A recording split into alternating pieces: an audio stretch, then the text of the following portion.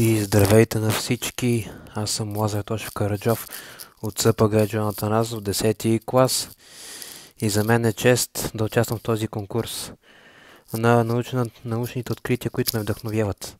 Моята тема ще бъде за антибиотиците. Както ви казах, аз съм Лазар Тошев Караджов от 10-ти клас и моя научен ръководител е Христо Василев, който чета по биология. Като за начало ще обобщя какво е антибиотик. И антибиотик е вещество или съединение с подчертан биологичен ефект, изразен в унищожаването или забавянето на растежа на микроорганизми, като бактерии, гъби и протозои. Тук трябва да се обърне голямо внимание за антибиотиците, че те никога не трябва да се използват без разрешението на лекар или при леки болести. Т.е. ако имате хрема, настинка и други. Защото те вместо да помогнат, могат да навредят по някакъв начин.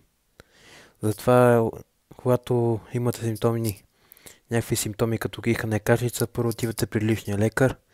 При лекар да ви каже какво е състоянието, от какво сте болни и ще ви приспише лекарство, но никога не пиете антибиотици. Без да ви каже лекаря, разбира се. В повечето случаи да отбележа, че антибиотиците се използват, когато дадена болест има усложнение. Например, ако сте болен от грип и след това получите пневмония.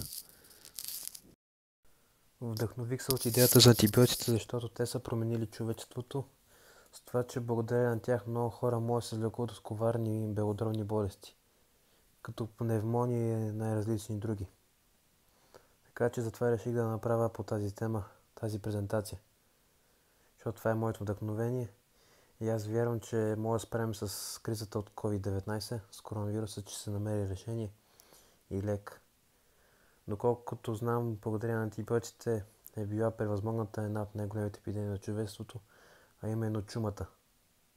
Така че аз съм оптимист и вярвам, че всичко ще се оправи.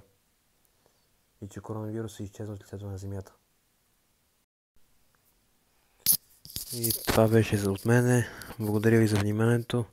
Надявам се тази презентация да ви харесва, а за мен беше чест и удоволствие да участвам в този конкурс. Довиждане!